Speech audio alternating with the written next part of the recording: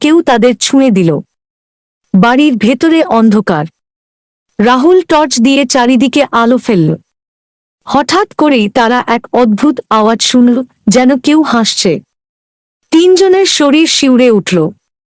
এটা কি? সোহম চাপা গলায় বলল।